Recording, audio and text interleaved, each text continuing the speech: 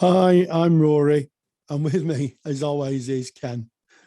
How are you doing, Ken? I'm well. Thank you for asking, Rory. Extremely grateful, both Rory and I, to be here. You've caught the Counselling Tutor Podcast at episode 231. We've got three exciting topics that we're going to be covering today, starting off with our Counselling Foundations, revisiting the important theories and concepts that underpin what we do as counsellors. And today, we're going to be looking at the 6 necessary and sufficient conditions for therapeutic change. Wow, one sentence that trips me up. Therapeutic change. Then we're going to focus on self, where we're looking at appropriate self-disclosure. I think that's an important topic, something that comes up a lot. And then in practice matters today, a really phenomenal interview by a luminary in her field. Rory reached out, spoke to Dr. Mary Goss about working with couples. So that's what we have to look forward to. We're starting off with those foundations, the 6, Rory, necessary and sufficient conditions for therapeutic change. And I noticed, Rory, that you didn't say we're going to chat about the core conditions. No, because we're not going to chat about the core conditions. We're going to talk about the 6 necessary and sufficient conditions for therapeutic change. And of course, what we're talking about is part of what I've named the Trinity of Rogers' theories. That it's 3 legs that hold the tabletop up. We've got, in 1951, he talks about the 19 propositions. In 1961, he talks about the 7 stages of the process. And in 1957, not quite a halfway point, but, roughly halfway for the purpose of this discussion, he published the 6 necessary and sufficient conditions in the Journal of Consulting Psychology about 5 years after he'd stood on the podium at Chicago with Otto Rank, who was talking about will therapy. And it separated Rogers from the rest of the pack. In 61, he published his theory of personality, which laid a line in the sand and began the third force in psychology, which was, of course, humanism. And to back that up, his theory of personality was based in perception, the world of phenomenology. Then when he came to thinking about therapy, he published 6 conditions, not 3, 6 necessary and sufficient conditions. And just to remind us, Ken, of those conditions, the first one was psychological contact, that the client and the counsellor share what Fritz Perls would refer to as equal and present time. In other words, that they were both roughly in the same space of perception, and if we think about psychological contact, if you're dealing with someone who may be very seriously ill with psychosis, or maybe under the influence of medication or alcohol, you're not going to get that connection, and that psychological contact is important. Then he talks about client incongruence. Client needs to have something to bring. Client needs to have something to bring to therapy. And then we talk about really the first of the core conditions, which is client-counselor congruent, very real, very present. For the client receives empathy from the counsellor. In other words, at some level, the client buys in and understands that person's trying to help. Number 5 is the counsellor shows unconditional positive regard, is non-judgmental. And number 6, the client perceives and accepts the unconditional positive regard. And go on, Ken, ask me why do I call the core conditions?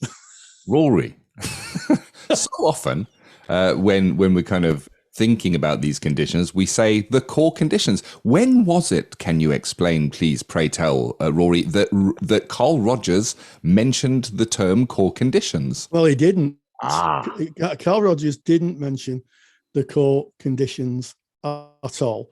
He mentioned the facilitative conditions, but he never mentioned the core conditions. That is down to someone called Robert Karkoff.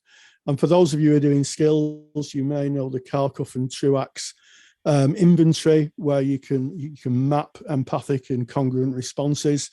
And Robert Karkoff was a social worker. And I think what we have to think about and remember is that at the time Rogers was developing this theory, majority of this type of work was carried out by social workers. Remember, he worked with Jesse Taft at the Rochester Children's Society.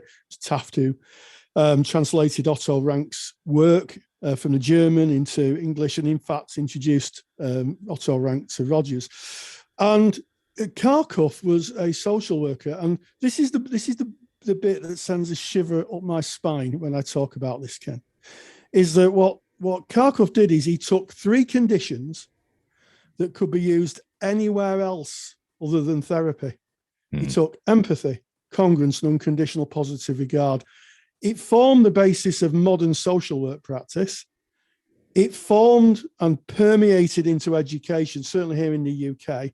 And the legacy of that is that if you look at any adverts for, be it healthcare, personal care, anything in the social care, they'll always talk about client-centered or person-centered. Yep. And that really is down to Karkoff skimming those conditions off and thinking we can apply those to something else. Because, if you're a teacher, psychological contacts, client incongruence, and client perceiving and accepting unconditional positive regard really aren't, it's really not in the remit of teaching or social work.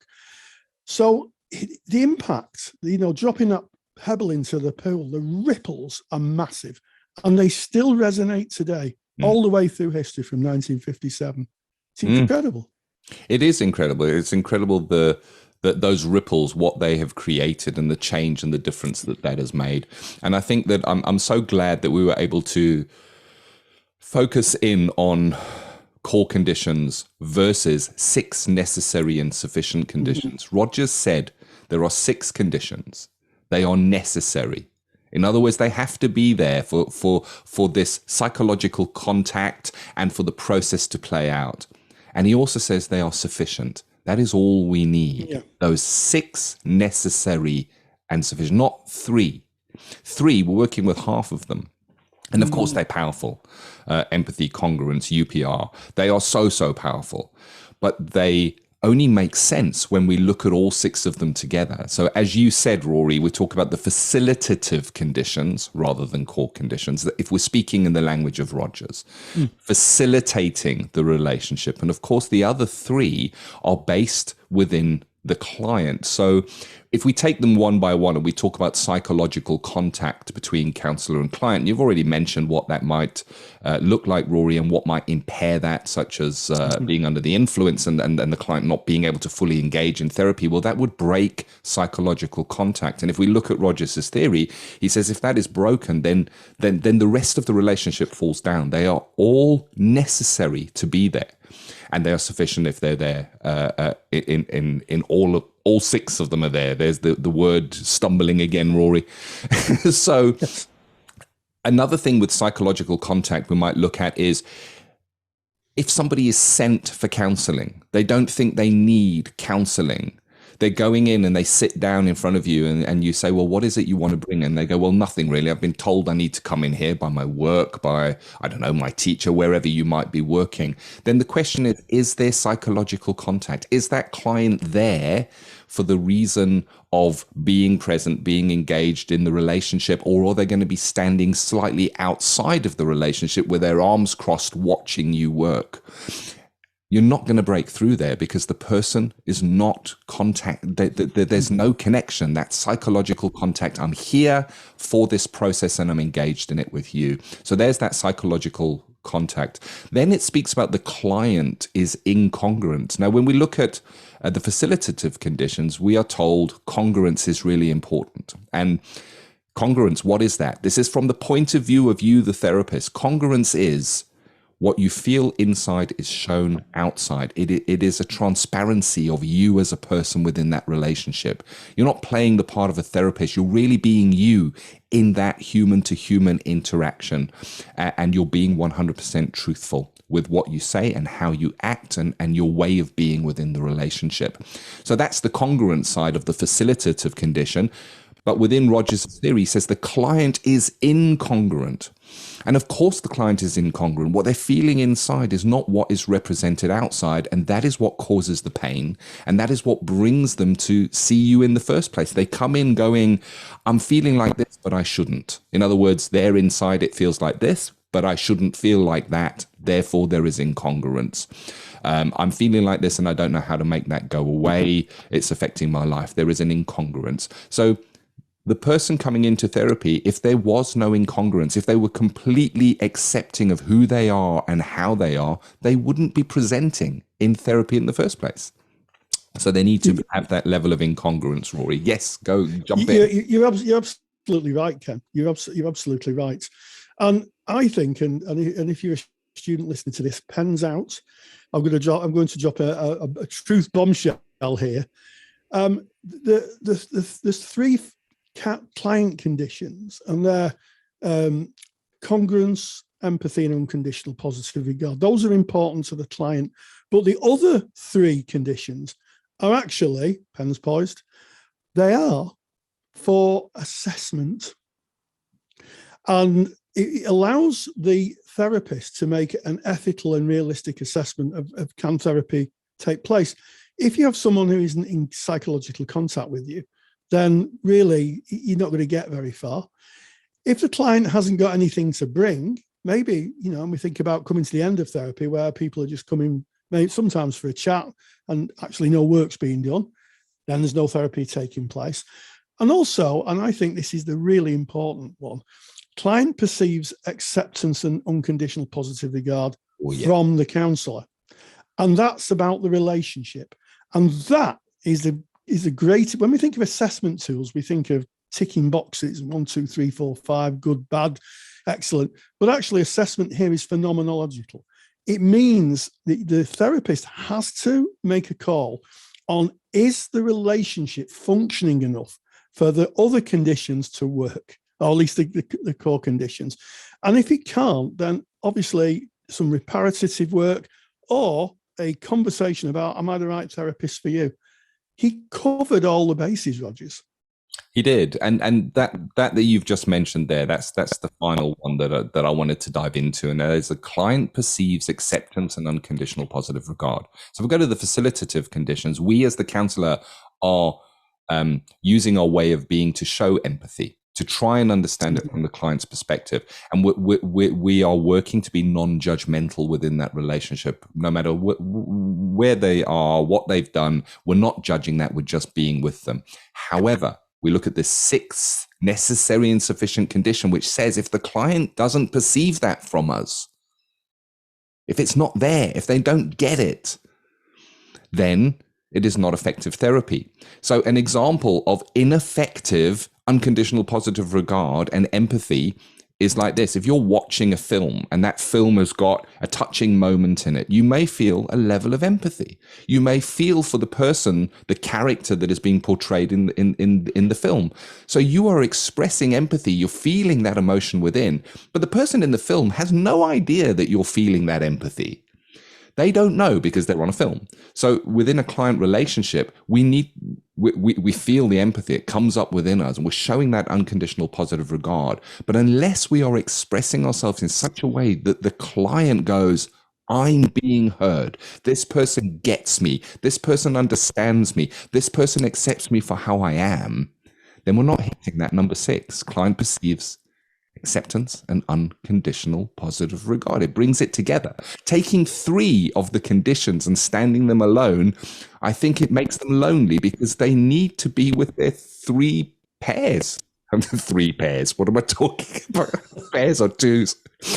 They need to be all 6 together. Yeah, you're absolutely right, and I love the way you've outlined the sixth condition. And it may be that some people are listening to this and thinking, well, I've only been taught 3 conditions in my training, and I guess if you're doing UK certificate, which would be level 3 in England and level 4 or 5, I think, for our friends in Scotland. You would only be taught 3, and the reason is that a certificate in counselling skills can be used in a multitude of work. You could use it as a helper, you could use it as a support worker, and understanding those is really, really important. It's only when you go into actual counselling training that the other conditions are revealed. But I do think that there is an overemphasis on what's called the core conditions. And, I think that anybody who's training to be a therapist, or anybody is a therapist, have a look at those hidden conditions, those conditions that really are the therapist conditions, and sit and think about, how can I use those within the relationship? How can I develop a better understanding of them, or a more nuanced understanding? Because those are the things that bind the relationship. And we know from the research, it's the relationship that is one of the biggest factors of therapeutic change. Wow. What a topic. I love this topic. I'm very passionate about it.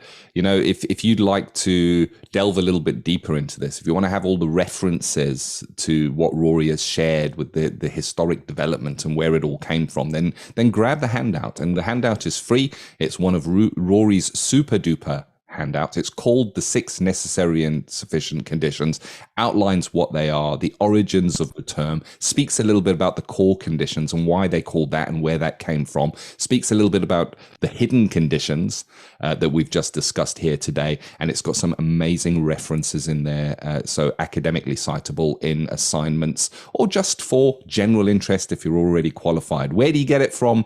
Well, you go to counsellingtutor.com. You click on our podcast tab, which is right at the top of our website, and find episode 231. That's this episode.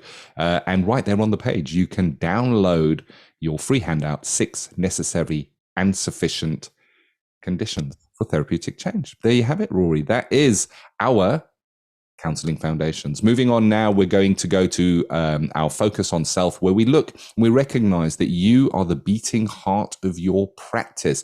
We need to be okay to be able to be there in service of our clients. And an interesting topic, one I know, Rory, you're going to tell us you probably saw again and again in the Facebook group, and that is about appropriate self-disclosure as a therapist. Yes, do I mention the Facebook group on the podcast? Of course I do, Ken. And if you're wondering what is this Facebook group that Rory's talking about, you go to Facebook and type in Counselling Tutor, you will find our Facebook page. You click on it. It is a closed group, but our wonderful caring moderation team will let you in, and you can join the conversation with thousands of like-minded people in the world of counselling psychotherapy. Could be a student, could be a qualified colleague, could be a supervisor or a tutor, or you could be all three, I think, all four in some cases. But come on in and join the conversation. And one of the things that comes up is appropriate self-disclosure. And I'm going to start off this by sharing with you what I thought was one of the greatest pieces of self-disclosure I've ever seen. And it actually was on a TV program called Cold Feet. And it was one of the characters had died, and one of the characters had gone to see a therapist. And the character who was upset was saying, everybody else seems to be getting on with their lives, and I feel really, really upset. And, I just can't get past it. And she was focusing more on other people moving on than actually on her own process. And the therapist said, it seems to me that you are more upset about other people moving on than actually what's actually going on for you. And there's a bit of a pause. And she said, yeah, but they're all booking holidays. And the therapist said, when my husband was given a diagnosis of terminal cancer, we decided together that when he died, after the funeral was over, I would go on holiday and scuba dive, and that's what I did. And I sat there and I thought, I bet a therapist wrote that. It was brilliant, and I mean, it obviously was a TV program, but it was so close to life, and I just loved how that self-disclosure showed two things. One, we all mourn in separate ways, and two, it's okay to move on, move your life on. And I think that appropriate self-disclosure, is an important factor in the relationship of counselling.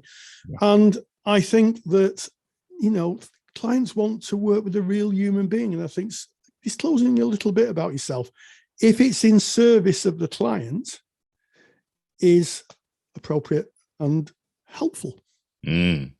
I love how you've done that, and I love the dramatic pause that you put in there, Rory. If it's in service of the client.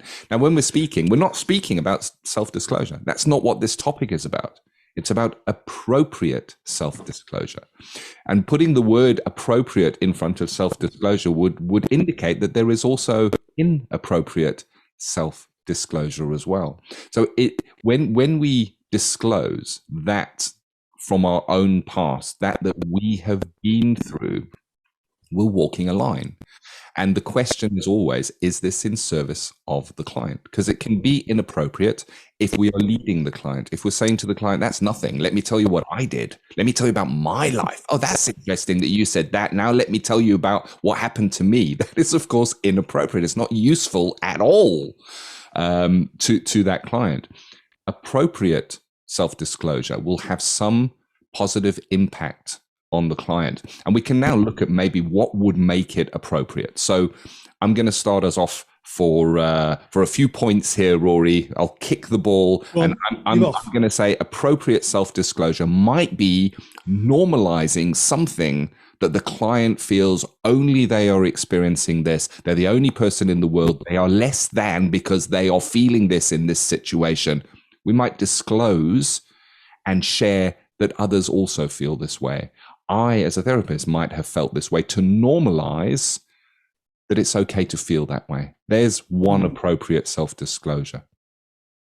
Yes, absolutely. And also, what I found in my practice is separating liking and loving somebody. Oh, yes. And, I can remember, a client saying to me, I'm really conflicted by my mother. I'm very conflicted about my mother. And I we don't get on and and I might have found myself saying, well, you can, in terms of my relationship, you can love someone, but you might not like them. Mm. And I've said that many times, and people have said, oh yeah, I do love them, but I just don't like the behavior. And I think that sometimes just popping a little example in is really useful. But I do take your point, Ken. You don't want to have the therapist saying, you think you've got problems? Listen to my problems. or a problems competition where, well, my problems, I've had the same thing, but I've had this as well. If it helps in appropriate self-disclosure, and I think it can be really useful, because sometimes clients may think that everybody thinks like them, that the world actually thinks just in one frame of reference. And to give them a contrast, I think is very useful in the process of that therapeutic journey. Yes, definitely, Rory. So there you go. You've now kicked the ball back to me again, so I'm going to come with another one. So we've looked at those two areas of appropriate, the walking that line of what is appropriate. And I want to use an example of, if you as the therapist have been through an experience that the client starts talking about, where you see yourself, where you see your own journey in what the client is bringing in. They're coming in, they may be speaking about a presentation, and you go, oh, I've been through that in my own journey. How do we work appropriately then? Is it appropriate to share part of our journey, or do we key into the part of our journey that we have maybe had an experience and just use that as a base of empathy in working with the client? And of course, it depends on you, and it depends on your relationship with the client. It depends on the modality or model that you may be working to, your approach that you use in counseling. And I'm going to use two examples here. I worked in recovery services for some time when I was in placement, and there are different models for working with those that find themselves in active addiction. One is called a therapeutic model, and the other one is based on the 12-step principles. Therapeutic model would use a cognitive approach to look at the behaviors of the person and to explore how you could work differently. And a therapist working in a therapeutic community, as it's called in recovery, would not share their own journey if they themselves had maybe struggled with alcohol or drugs or gambling addiction or whatever it may be. It is considered inappropriate, and it doesn't matter, and it is of no service to the client, because you're sharing with the client cognitive ways that they can think differently, that they can challenge their behaviors. So there is one model. If we look at the 12-step approach within a rehabilitation setting, it is considered the norm that the therapist would share parts of their journey so that the client can recognize this person has been there and knows a way out, as it were. And there's a description that is used kind of in 12-step therapy that a person in addiction is stuck in a hole. And they're stuck in this hole and they try to get out. They want to get out. They don't want to be there anymore. And the more they dig and try and get out, the deeper the hole seems to go. And all the professionals in their life come to the top of the hole. Their family, they go, come on, we want you to get out. We're rooting for you to get out. The medical professionals stand at the top of the hole going, come on, throwing some ideas and tablets down into the hole. We want you to get out. But the person just can't get out of the hole. And then one day somebody comes along to the hole, Rory, and they jump in the hole. They jump in the hole with the person that's stuck in that hole of addiction. And the person stuck in the hole says, what are you doing jumping in this hole? I've been in this hole for 10 years and I can't get out of the hole. Are you mad? You're jumping in the hole. And the person in recovery who is sharing their journey will say to the person in the hole, it's okay. I was caught in a hole like this for 10 years too. And I know a way out and I'm going to show you how to do it. We're going to do it together. And there is kind of a little bit of an example of appropriate for one modality, not appropriate for another modality. It depends how you're working and whether it's in service of your clients. Absolutely. And I think, I mean, thank you for sharing that, because I think that's really, really important to make a call on your modality and how you work. But I also think, Ken, that there are times where appropriate self-disclosure can be a bit more global. So, as a male therapist, I've certainly worked with a lot of men. And, I think it's fair to say that as a huge generalization, please don't let us in the postbag, that men may struggle a little bit more than women with their emotions. Was that the sound of the mailbox going off? Men. And We'll put it there. And I in some occasions, I've worked with male clients who've said, I don't like to cry and it's not manly to cry. They've been told the old silly story, big boys don't cry.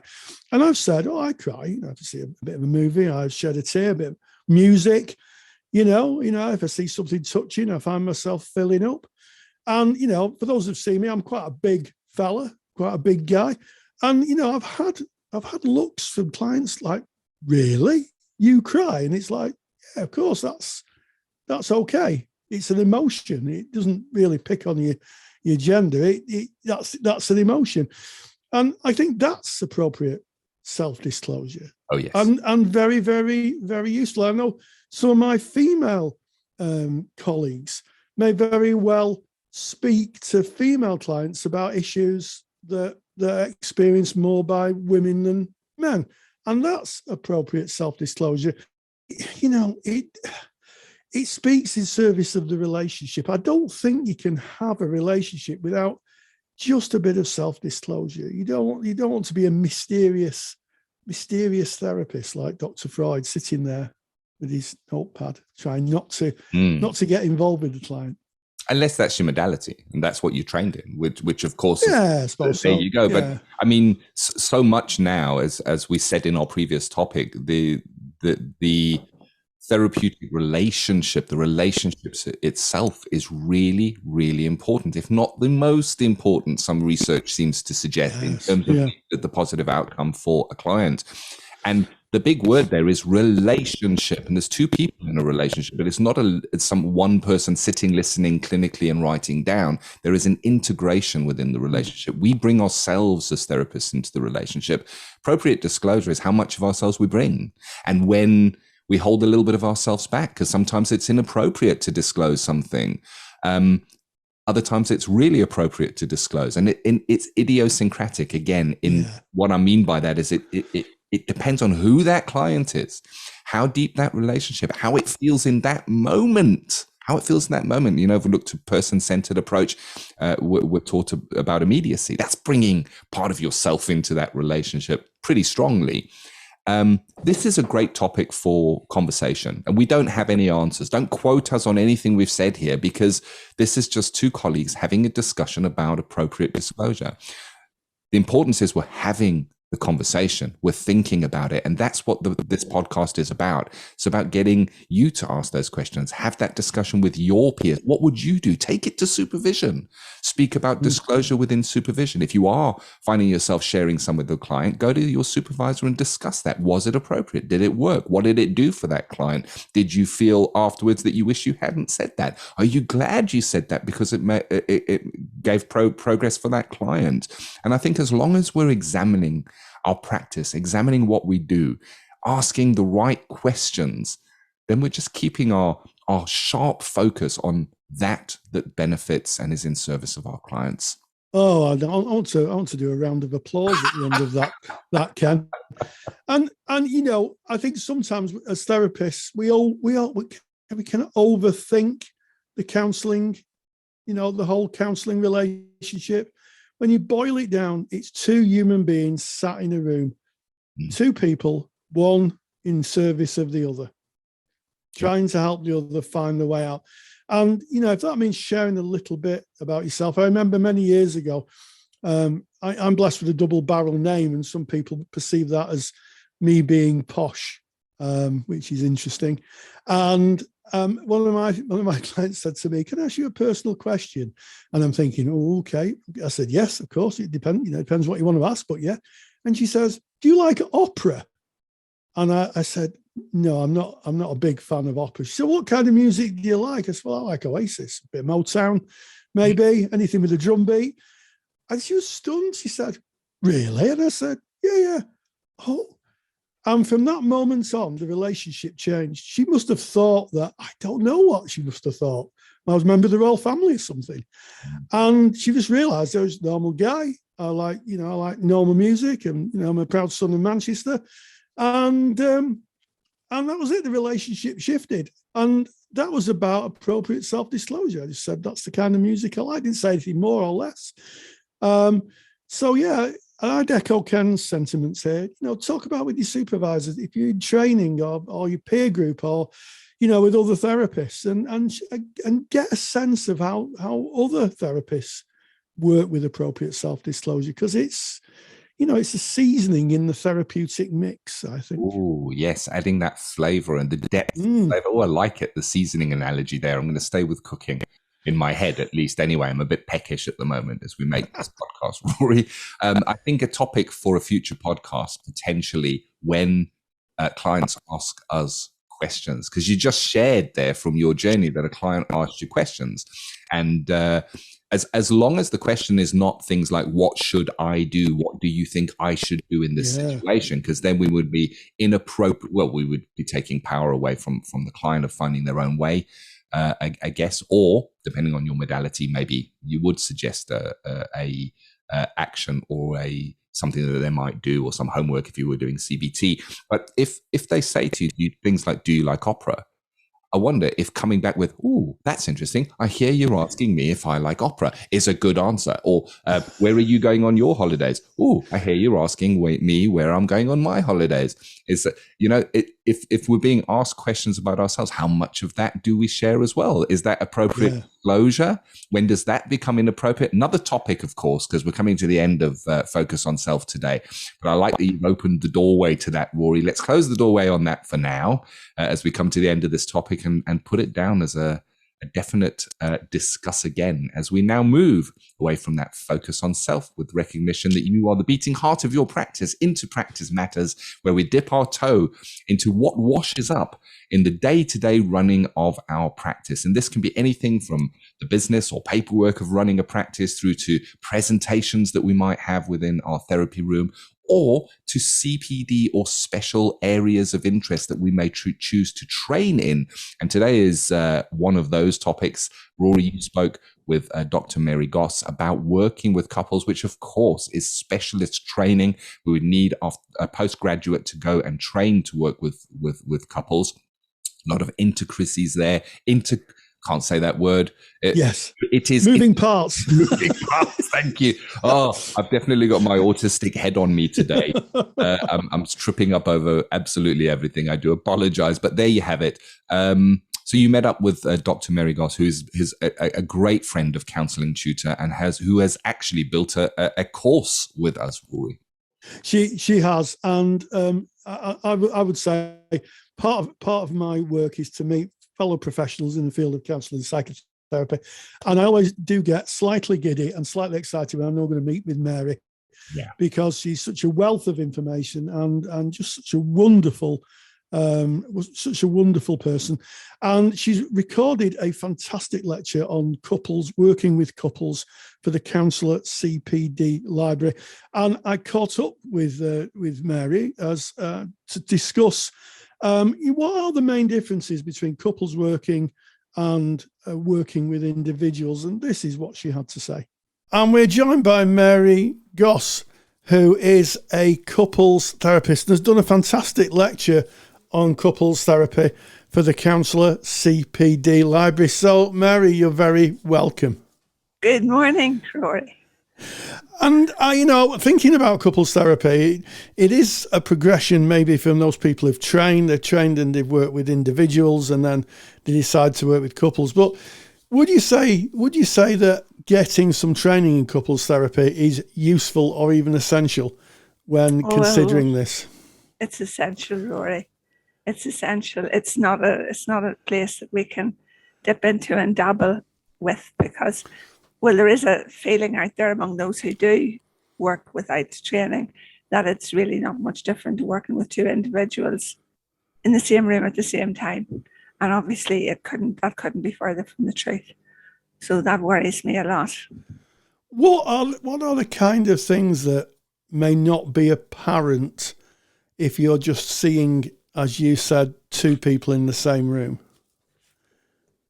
Well, I suppose one of the things is that there's a lot more to do in terms of what's asked of the therapist. And again, modalities differ, and but people nevertheless are trained to work with one person. So one of the people I quoted in the lecture would be Charles O'Leary, who's and was deceased now, an American person with a very strong person-centered background, but who during his life's work as a marital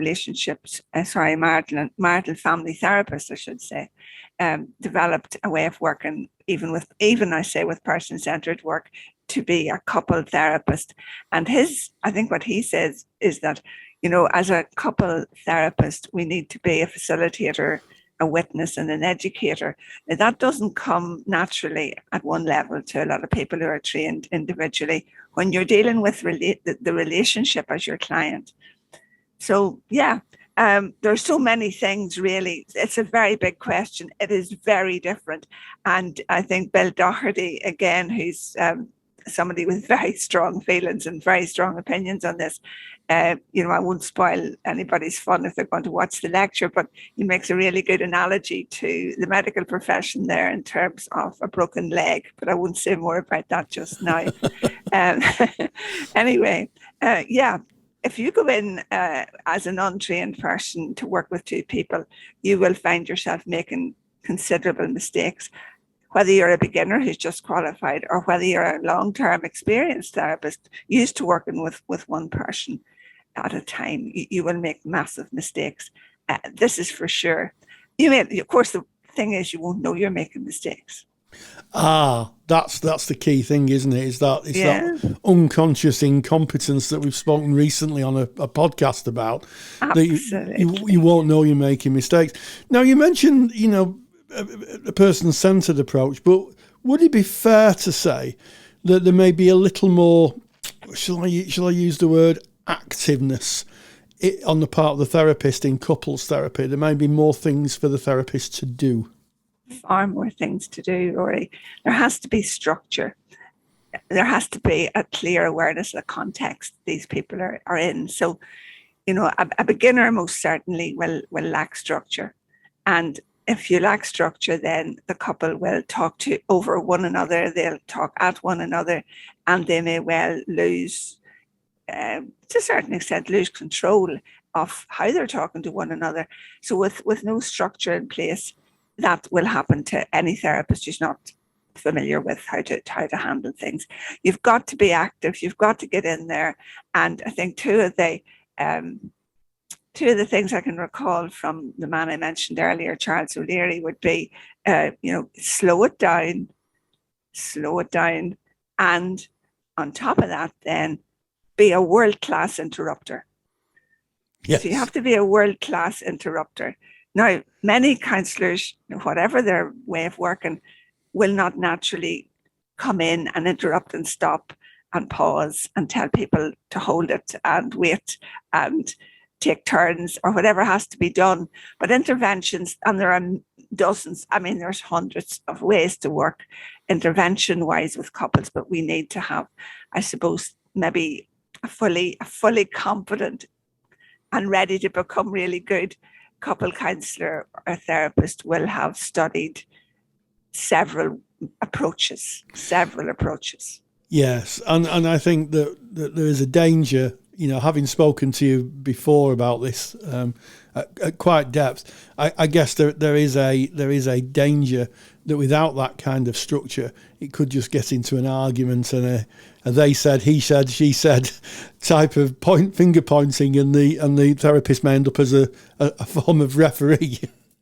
They will, and many therapists will then give up on the situation because, well, they're overwhelmed for a start, and on top of that, they reckon that one of them is more challenging than the other and probably needs individual work to sort it out, when there is absolutely no need for individual work. It's a rare thing to need individual work in couples therapy once you've started with a couple. Once you've done your assessment, the assess, and then assess is probably the way to start. So you could be on your third time with them before you're actually even thinking about counselling as such, So once the assessment aspects, the big assessment aspects are out of the way, and you're actually beginning to do some work, and you've decided it's safe to work with them together and appropriate, then I can think of very few ways or very few reasons why I would then separate them and work with them individually. Sure. Yeah. I think that's really interesting, because you may get one person who's more dominant in the relationship, and it might lead the therapist to think that they're the person who needs the individual counselling. But there are times, aren't there, when we've spoken before, when you do an assessment, that you might think, it might be useful that I see one of the people, or one of the people is seen individually. What are those circumstances, Mary? I think it's really around what we would call, in the world I live in, we would call it unsafe behaviour. And that's the only reason I can think of to have them separated for assessment purposes. If under those circumstances it becomes clear from a very thorough assessment of behaviours that there is abuse, domestic abuse of some sort, and that in itself is a whole big area for discussion. But of the many categories of domestic abuse, if they are in a situation where coercive control is a feature, then you would not be seeing them together moving forward. If they have a variety of unsafe behaviours coming from the situational abuse category, if you like, then yes, of course, you can see them together. But you would have in place a very sort of detailed safe behaviour agreement with them, where it's part of the contract that they will quickly learn how to manage themselves. So that's the education piece. The psychoeducation pieces are significant, and the amount of, it's really excellent now that there's so much autonomic nervous system literature and YouTube material out there, and Dan Siegel's hand-brain model and all the things that are there, so accessible for couples who can go off and check on things if they truly want to change quickly their understanding, and then gradually their immediate responses, then they can do that, and they do that quite quickly, and they become aware. So they give themselves time to relax into normality again before continuing arguments, and that makes a massive difference to the atmosphere in family homes. And the vast majority of couples coming for therapy have children under 18, so that makes a huge difference very, very quickly.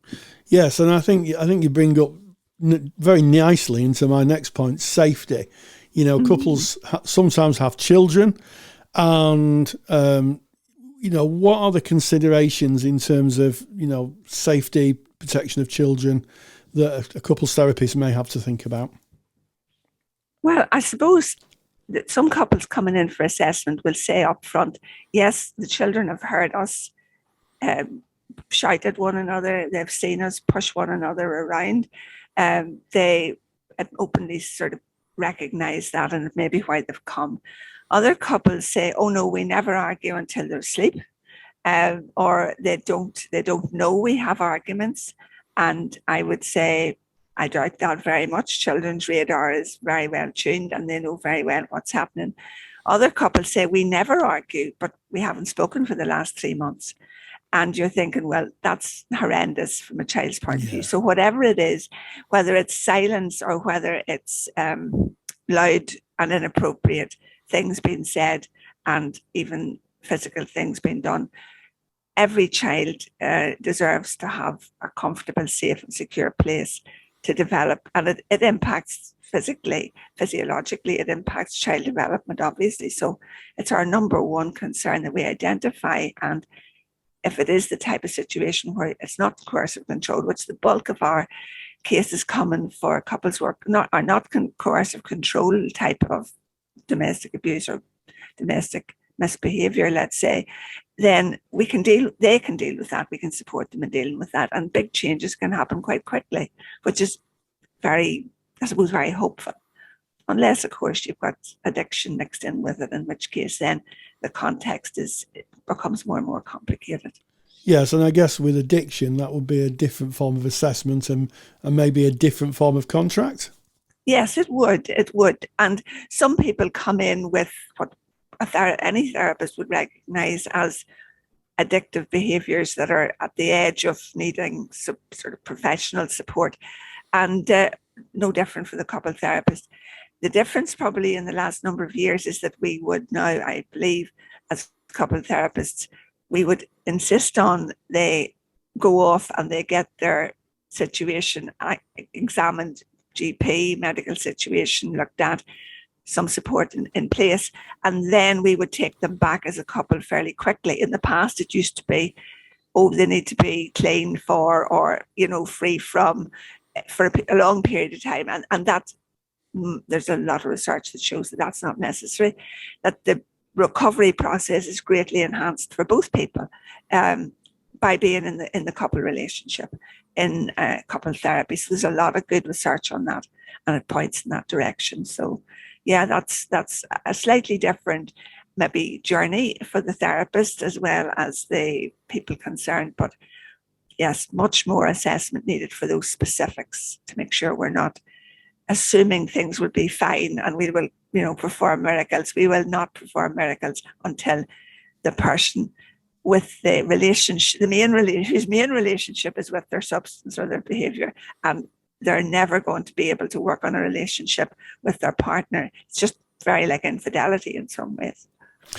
Yes, I mean, I think that's really clear. We're seeing what's unfolding for me anyway. Listening to you speak, is that it's as equally as technical as it is therapeutic to be a couples therapist.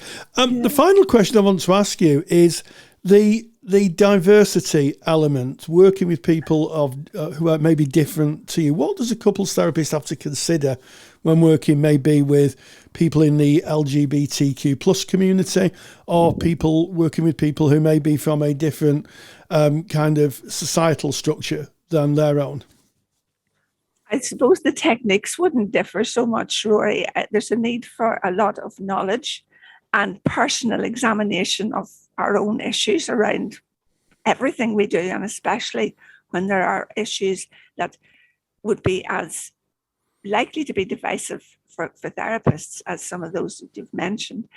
We definitely need knowledge, and there's great material there for the two areas you've mentioned. Lots of really good material and really good sources of other people doing specific training in those areas, which is really, really helpful. I think fundamentally the number one thing for me is don't assume their problem has to do with their diversity. It might be ordinary couple of things that have happened, but on top of that, we need to be very alert for the things that are specific to those populations, and that we know a lot about that, and we can recognize what we need to recognize and to bring up issues that they might not bring up themselves, just to check out whether that's part of their story. Yes, and I like the idea of not attributing difficulties to difference. It's something that I used to teach quite extensively when I used to lecture. The lecture is very, very comprehensive. What do you hope people will take away from watching your lecture, Mary?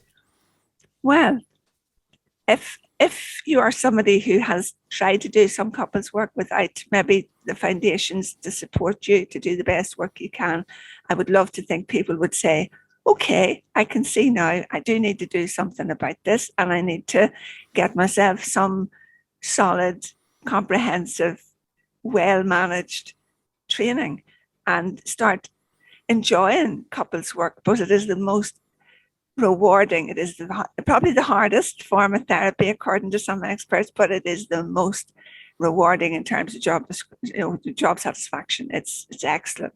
I love it. It's very, very challenging and very complex, but the benefits are instant to the children, and that's what keeps me moving along. Well, on those hopeful and may I say wise words, Dr. Mary Goss, thank you so much for joining us. Thank you, Rory.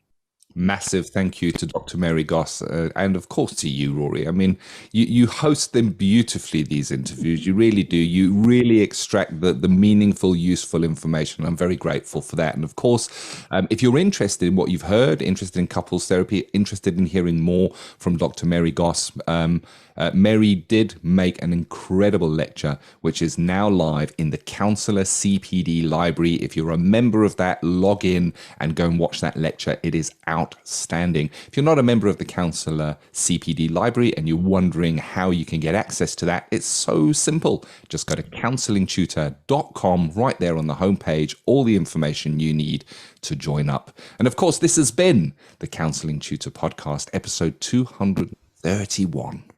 And we started off with the 6 necessary and sufficient conditions for therapeutic change, the 1957 Journal of Consulting Psychology, and Rogers talking about building, sustaining, maintaining therapeutic relationship. We moved on to focus on self and appropriate self-disclosure. What parts of yourself do you share with clients? And then we moved on to practice matters with Dr. Mary Goss, who talked about the intricacies and the mechanisms of working with couples. And as always, stay grounded and stay safe.